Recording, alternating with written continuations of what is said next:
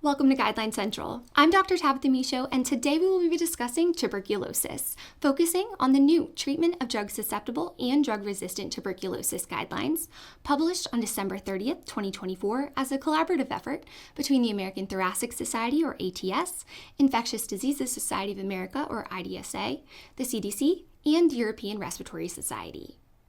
Now, this guideline is actually an update to two previous guidelines published by these societies, the first in 2016 on the treatment of drug-susceptible tuberculosis, and their 2021 guideline on the treatment of drug-resistant tuberculosis.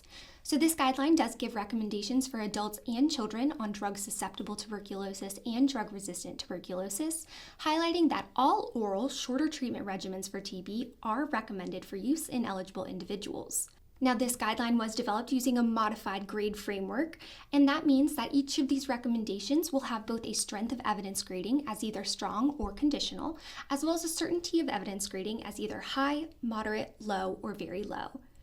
Now, recommendations in this guideline are intended for children and adults being treated for TB in settings in which mycobacterial cultures, molecular and phenotypic drug susceptibility tests, and radiographic studies, among other diagnostic tools, are available on a routine basis.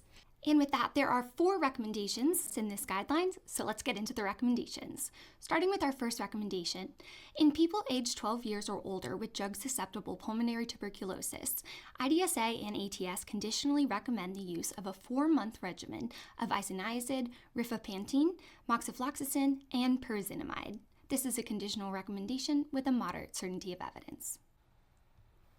For our second recommendation, in children and adolescents between 3 months and 16 years of age with non-severe TB, which is TB without suspicion or evidence of multi-drug-resistant or rifampicin-resistant TB, there is the recommendation for the use of a 4-month treatment regimen that contains 2 months of isoniazid, rifampicin, pyrazinamide, and moxifloxacin, followed by 2 months of isoniazid and rifampicin, rather than the 6-month drug-susceptible TB regimen of 2 months of isoniazid, rifampicin, pyrazinamide, and moxifloxacin, followed by 4 months of isoniazid and rifampicin. This is a strong recommendation with a moderate certainty of evidence.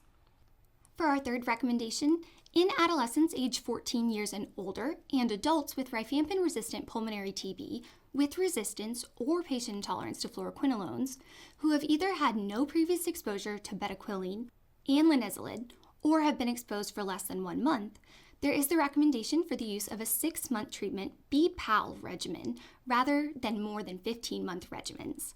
This is a strong recommendation with a very low certainty of evidence.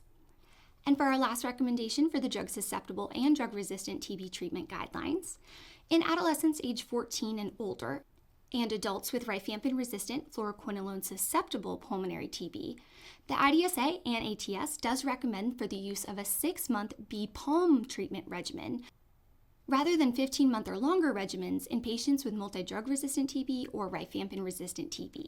This is a strong recommendation with a very low certainty of evidence. And that wraps up the last of our recommendations from the ATS, IDSA, ERS, and CDC on the treatment of drug-susceptible and drug-resistant tuberculosis. For more information on this guideline and these recommendations, including additional information on dosing and other TB-related resources, make sure to visit us online at guidelineCentral.com or join us on our mobile app, available on iOS and Android devices.